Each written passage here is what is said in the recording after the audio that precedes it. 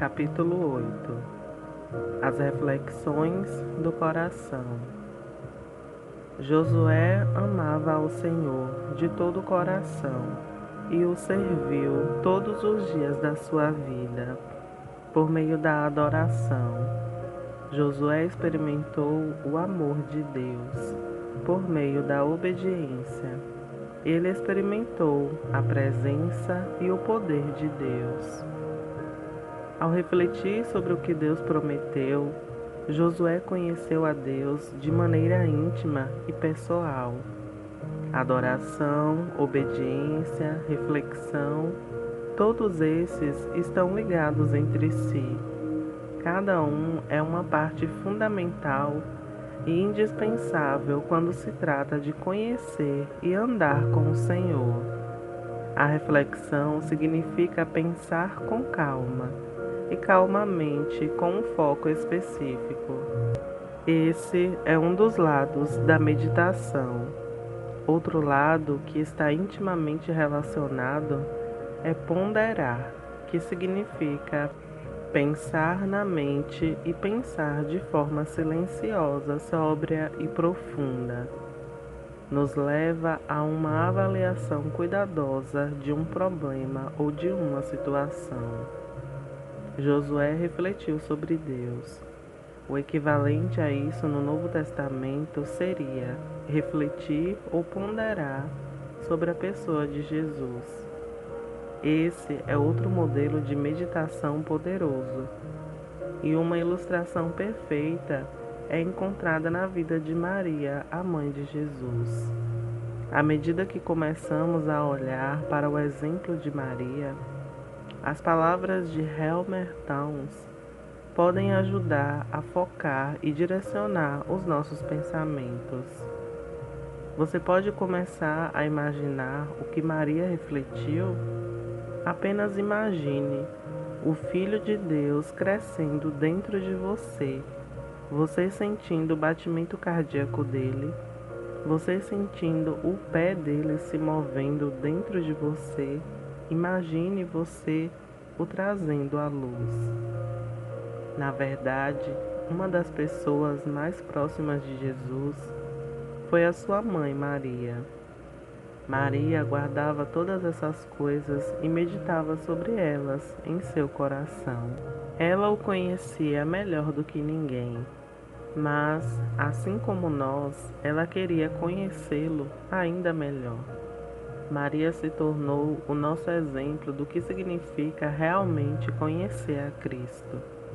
Entrar em intimidade com o amante da nossa alma. Vamos nos juntar a seu modelo de meditação sobre a pessoa de Jesus Cristo. Vamos nos juntar ao seu modelo de meditação sobre a pessoa de Jesus Cristo.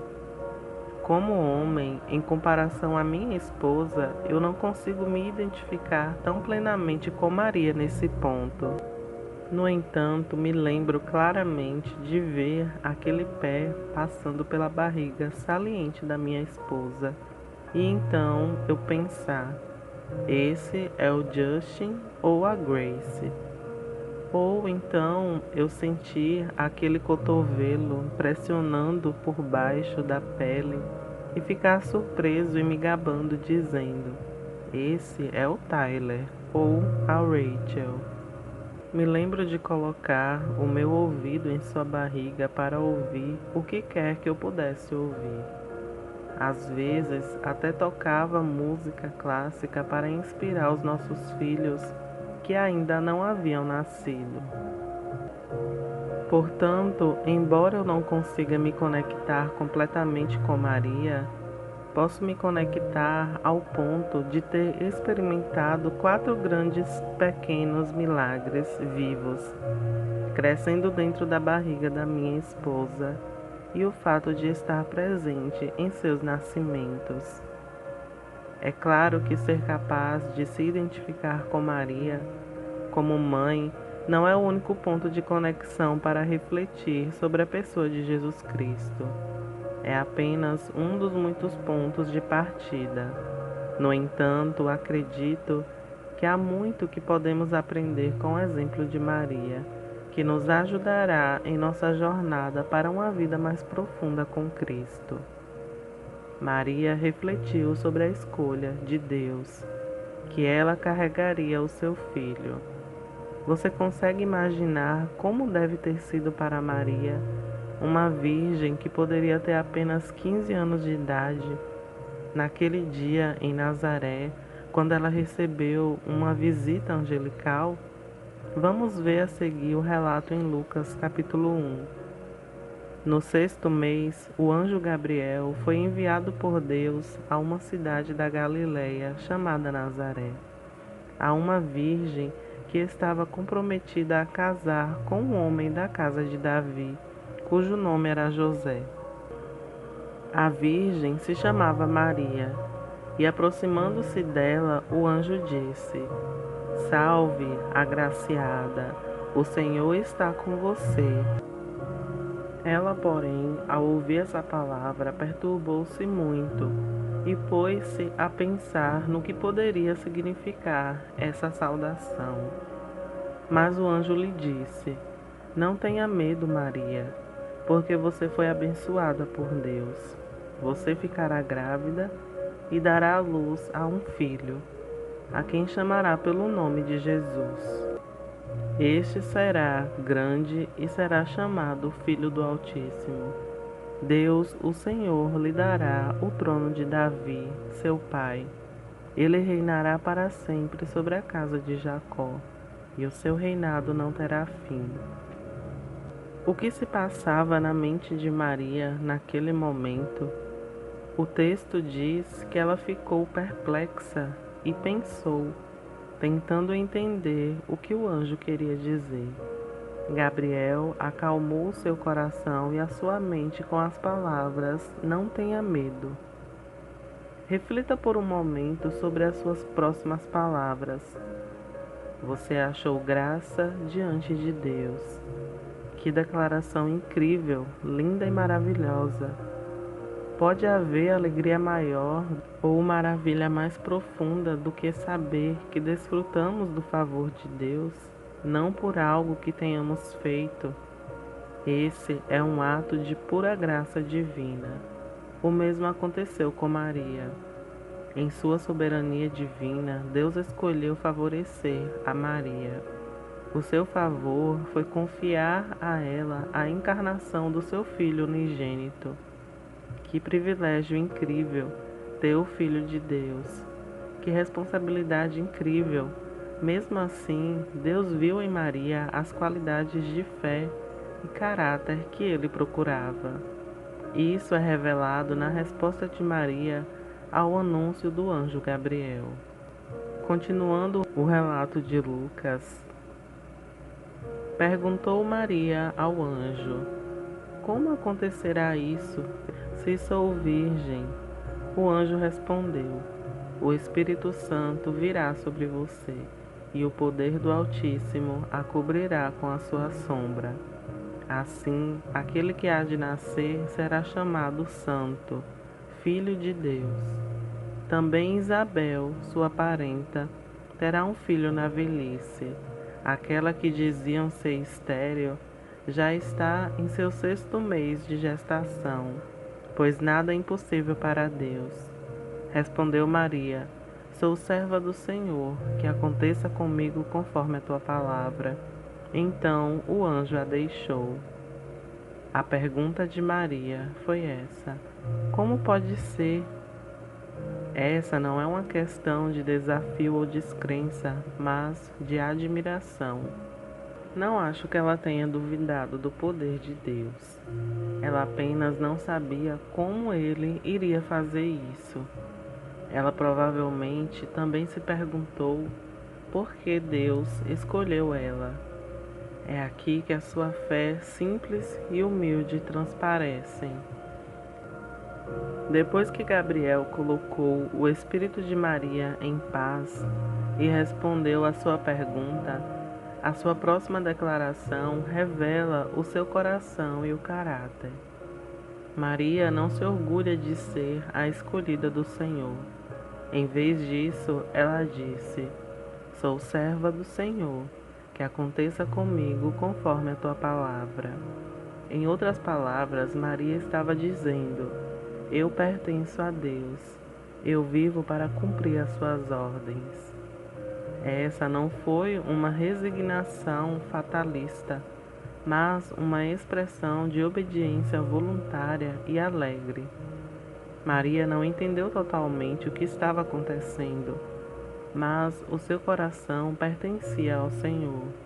O que quer que estivesse por vir, ela confiou nele, que estaria com ela e cumpriria tudo o que ele havia dito a ela. Após o anúncio de Gabriel, Maria teve bastante tempo para refletir sobre o que lhe foi dito, e ela refletiu sobre o significado do filho crescendo em seu ventre. Durante uma visita à sua prima Isabel, que estava grávida de João Batista, Maria foi envolvida em êxtases e louvor a Deus, no qual as suas reflexões a levaram a entender que o seu filho viria ao mundo como o cumprimento das promessas de Deus a Israel por muitas gerações. Vamos ver a oração de louvor e agradecimento que Maria fez a Deus. E Maria disse: minha alma engrandece ao Senhor, e o meu espírito se alegra em Deus, meu Salvador, pois atentou para a humildade da sua serva. De agora em diante, todas as gerações me chamarão de bem-aventurada, pois o Poderoso fez grandes coisas ao meu favor. Santo é o seu nome. A sua misericórdia se estende aos que o temem, de geração em geração. Ele realizou poderosos feitos. Com seu braço, dispersou os que são soberbos no mais íntimo do coração. Derrubou governantes dos seus tronos, mas exaltou os humildes. Encheu de coisas boas os famintos, mas despediu de mãos vazias os ricos. Ajudou a seu servo Israel, lembrando-se da sua misericórdia para com Abraão e os seus descendentes para sempre, como dissera aos nossos antepassados. Maria estava começando a entender um pouco da magnitude do plano de Deus. Ela reconheceu que o bebê se desenvolvendo dentro dela era uma continuação do antigo padrão de bênção, redenção e cumprimento das promessas de Deus para o seu povo. Quanto ao seu próprio papel no plano de Deus, o papel para o qual Ele próprio a escolheu, Maria se considerava muito abençoada.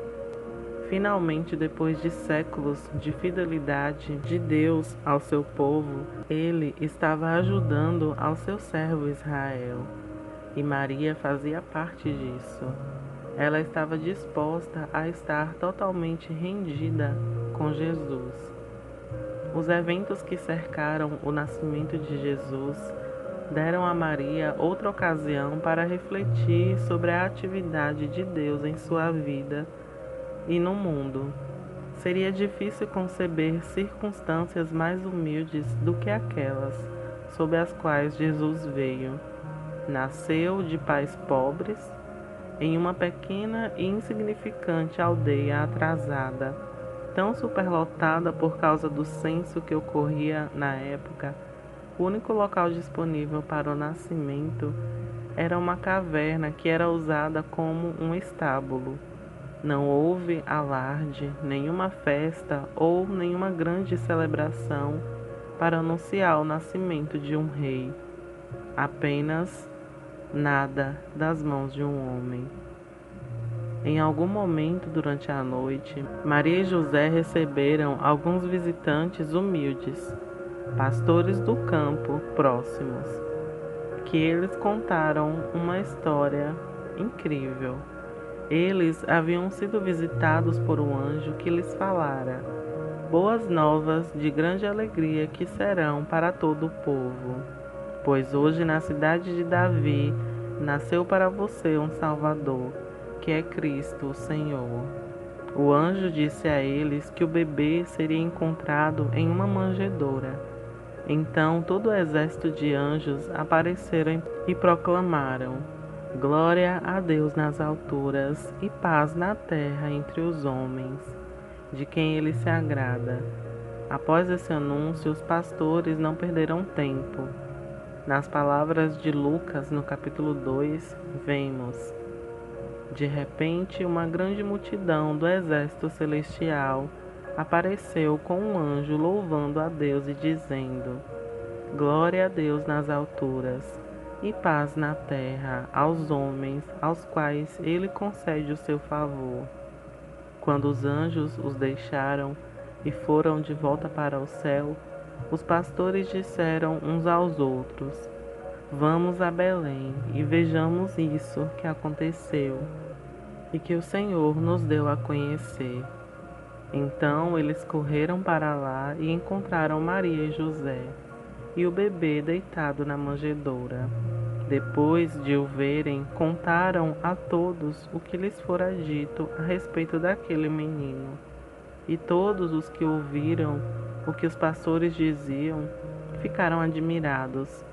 Maria, porém, guardava todas essas coisas e sobre elas refletia em seu coração. Vamos refletir um pouco. Quais eram as coisas que Maria valorizava e guardava em seu coração? Em primeiro lugar, era o fato do nascimento do seu filho ser uma boa notícia de grande alegria para todo o povo. Eu me pergunto o que Maria achou disso, levando em consideração as condições calmas e despretensiosas do momento. Em segundo lugar, o seu filho Jesus era o Salvador, Cristo e Senhor. Será que naquela época Maria tinha alguma ideia, alguma suspeita de que o seu filho teria que morrer para cumprir o seu papel de Salvador? Maria refletiu sobre o fato de que o humilde nascimento do seu filho foi significativo o suficiente para justificar ser anunciado no céu por um coro angelical. Ela deve ter se perguntado como seria ser a mãe do Filho de Deus. O primeiro milagre público de Jesus aconteceu durante uma festa de casamento e Maria, a sua mãe, estava lá. Na verdade, de certa forma, ela foi a iniciadora. Em João capítulo 2 diz: No terceiro dia houve um casamento em Caná da Galileia. A mãe de Jesus estava ali. Jesus e seus discípulos também haviam sido convidados para o casamento. Tendo acabado o vinho, a mãe de Jesus lhe disse: Eles não têm mais vinho. Respondeu Jesus: Que temos nós em comum, mulher? A minha hora ainda não chegou. A sua mãe disse aos serviçais: Façam tudo o que ele mandar. Ali perto havia 6 potes de pedra, do tipo usado pelos judeus para as purificações cerimoniais. Em cada pote cabiam entre 80 e 120 litros. Disse Jesus aos serviçais: Encham os potes com água. E os encheram até a borda. Então lhes disse: Agora levem um pouco ao encarregado da festa. Eles assim fizeram, e o encarregado da festa provou a água que fora transformada em vinho, sem saber de onde esse viera. Embora o soubessem, os serviçais que haviam tirado a água, então chamou o noivo e disse: Todos servem primeiro o melhor vinho, e depois que os convidados já beberam bastante, o vinho inferior é servido. Mas você guardou o melhor até agora. Esse sinal milagroso em Caná da Galileia foi o primeiro que Jesus realizou. Ele revelou assim a sua glória e os seus discípulos creram nele. Quando acabou o vinho, por que Maria procurou seu filho Jesus em busca de uma solução?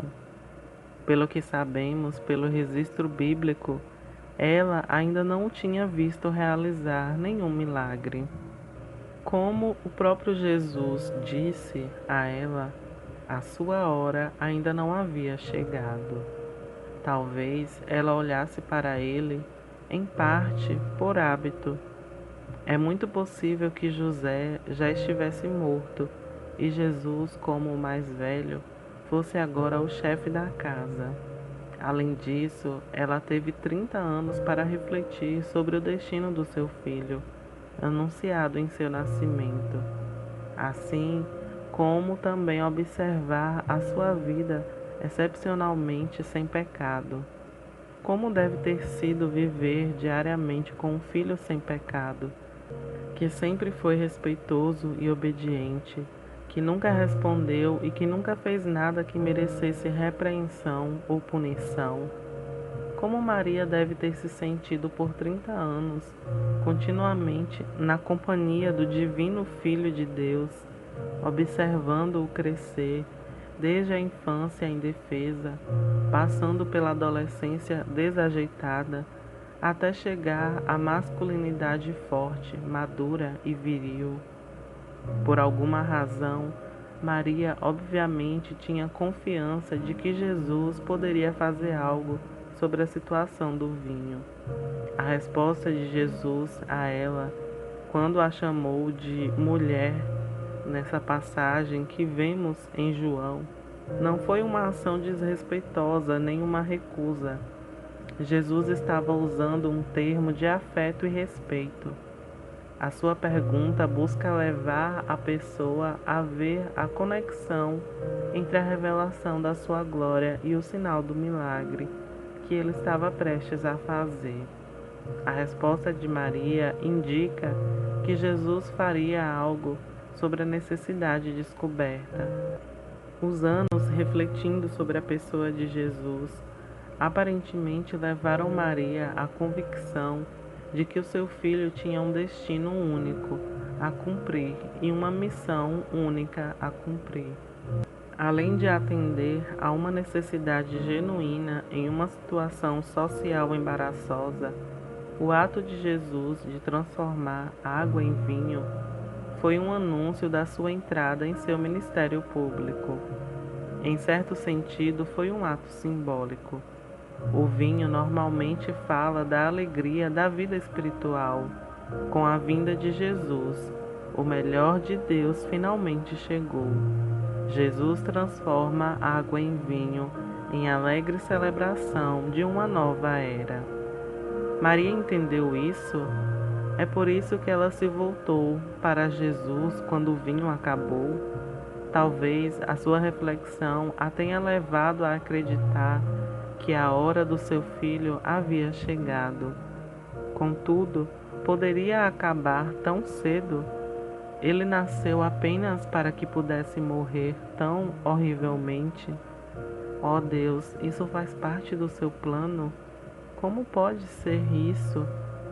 Ninguém sabe exatamente quais pensamentos passaram pela mente de Maria, quais perfurações em seu coração enquanto ela estava no Calvário e refletia sobre Jesus enquanto ele estava pendurado na cruz.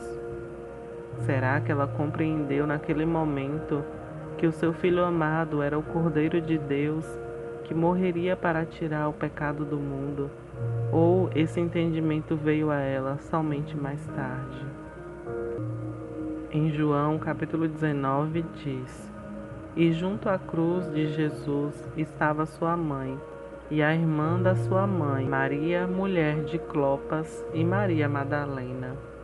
Ora, Jesus, vendo ali a sua mãe, e que o discípulo a quem ele amava estava presente, disse à sua mãe: Mulher, eis aí o teu filho.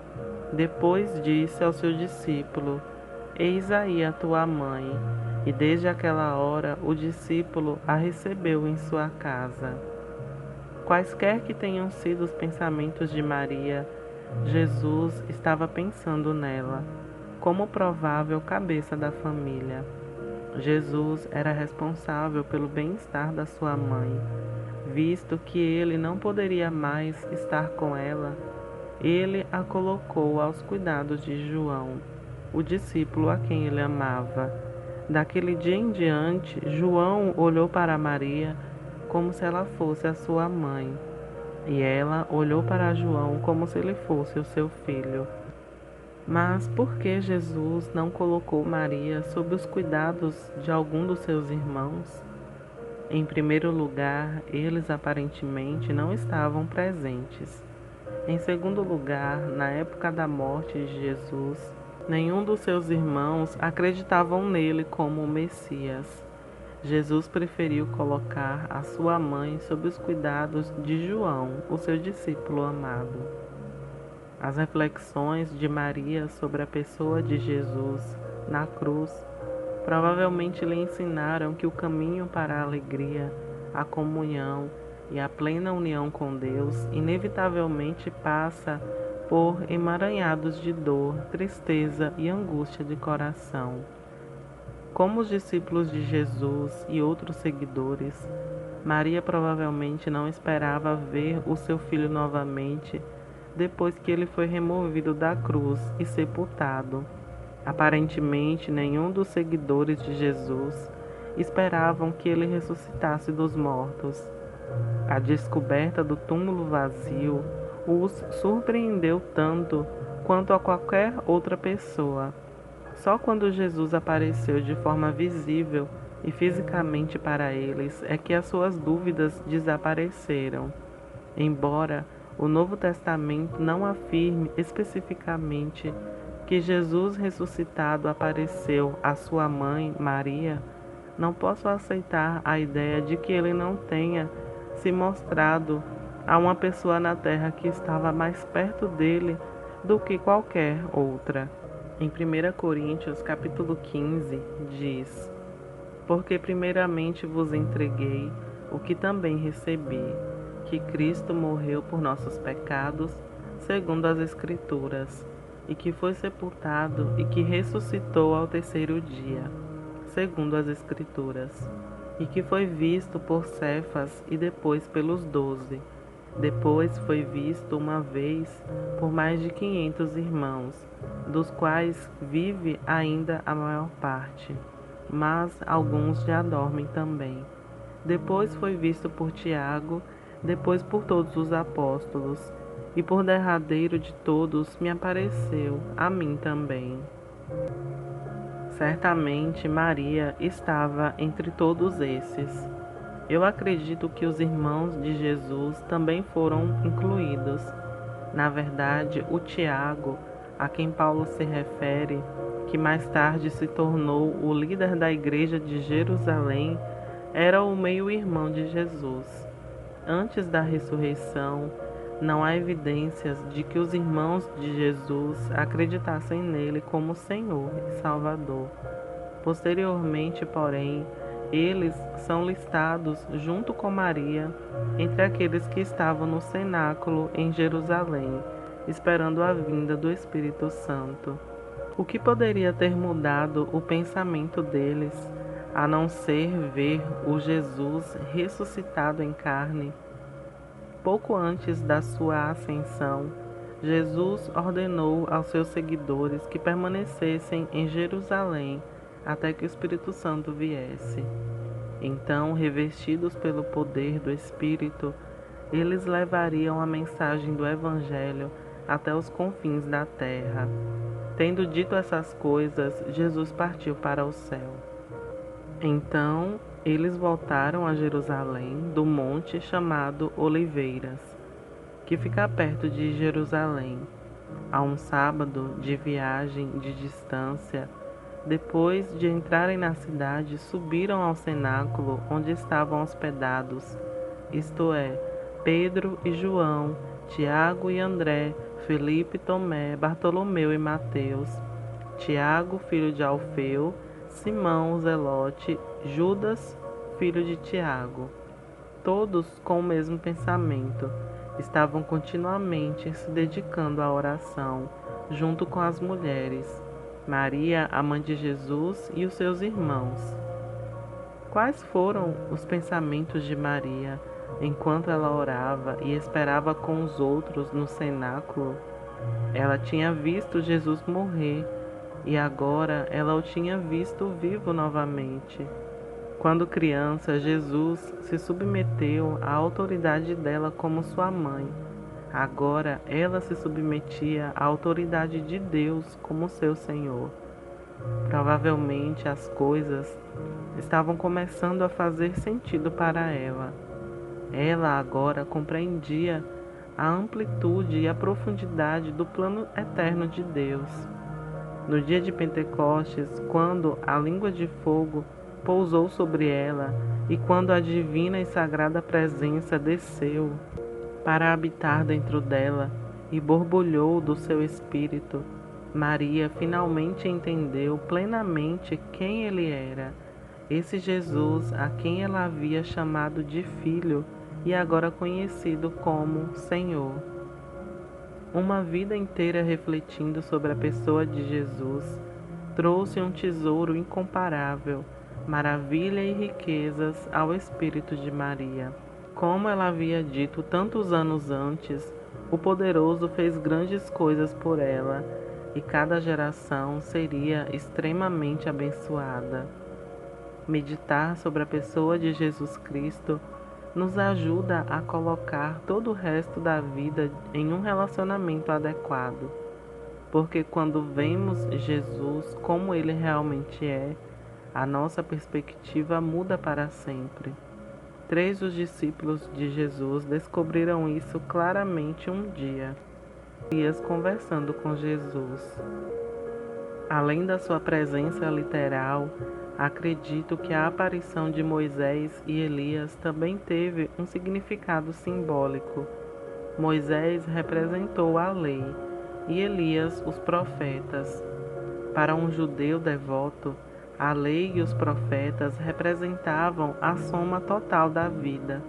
Jesus foi o cumprimento e a conclusão de ambos. Pedro, pasmo, estava pronto para acampar no topo da montanha. A passagem diz que os 3 discípulos ficaram apavorados, mas Pedro também disse: "É bom estar aqui." Eles foram apanhados por um terror sagrado, um temor e reverência aterrorizantes, que são conhecidos apenas por aqueles que se encontraram na presença do Todo-Poderoso. Pedro era um falador. Ele se ofereceu para construir 3 tabernáculos para os 3 que estavam diante dele. Porém, ele que declara em suas próprias palavras como o apóstolo Tiago viu Jesus. No entanto, é diferente com Pedro e João. O Novo Testamento preservou algumas das suas impressões e descrições inspiradas pelo Espírito de Jesus, frutos de anos de contemplação, meditação, reflexão e ponderação sobre a sua pessoa. Aqui está como Pedro viu Jesus.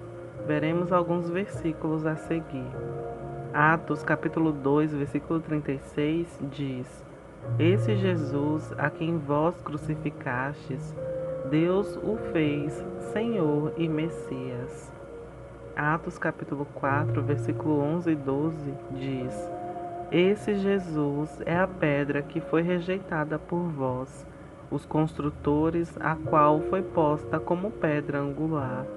E portanto não há salvação em nenhum outro, pois em todo o universo não há nenhum outro nome dado aos seres humanos pelo qual devamos ser salvos."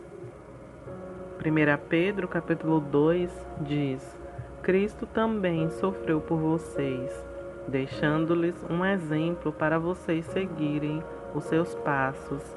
Ele não cometeu nenhum pecado, nem foi encontrado engano em sua boca, e ele mesmo levou os nossos pecados em seu corpo na cruz, para que nós pudéssemos morrer para o pecado e viver para a justiça, pois por suas feridas você foi curado." 2 Pedro capítulo 1 diz: "Pois não seguimos fábulas engenhosamente inventadas, quando vos revelamos o poder e a vinda do nosso Senhor Jesus Cristo, mas fomos testemunhas oculares da sua majestade." pois quando ele recebeu honra e glória de Deus Pai, uma declaração como essa foi feita a ele pela majestosa glória: Esse é o meu Filho amado, de quem me agrado.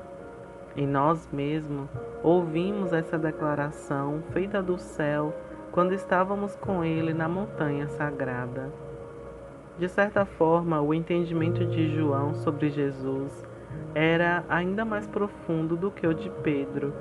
Isso pode ser em parte devido ao fato de que João escreveu até 60 anos após a morte de Jesus, tempo suficiente para que as suas reflexões tomassem forma completa.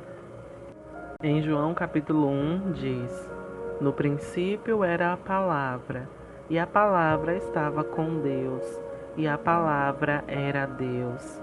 Ele estava no princípio com Deus. Todas as coisas foram feitas por intermédio dele, e sem ele nada do que já foi feito se fez. Nele estava a vida, e a vida era a luz dos homens. Mas a todos quantos o receberam, a eles deu o direito de se tornarem filhos de Deus, mesmo aos que creem em seu nome. E o Verbo se fez carne e habitou entre nós, e vimos a sua glória, glória como do unigênito do Pai, cheio de graça e verdade. Refletir sobre a pessoa de Jesus Cristo é um modelo importante de meditação para nós, porque é refletindo sobre Jesus que realmente começamos a conhecê-lo à medida que ele se revela a nós. É somente conhecendo Jesus que podemos começar a nos tornar semelhantes a Jesus. E tornar-nos semelhantes a Cristo é o propósito da nossa caminhada diária de fé. Uma radical transformação. Você anseia por mudanças? Você quer ir mais fundo com Deus? Então esse capítulo sobre reflexões do coração é uma receita escrita só para você. Ao meditarmos nas maravilhas desse homem chamado Jesus, à medida que alcançamos o amante da nossa alma, olhando para o alto e trazendo para dentro, nós somos mudados. Esse método antigo soa como outro grande meio de se render a Jesus. Isso levará a uma transformação radical em nossas vidas. Sim, buscar a semelhança com Cristo nos leva a uma união maior com Ele. O apóstolo Paulo entendeu isso, e é por isso que ele fez dessa busca o foco da sua vida.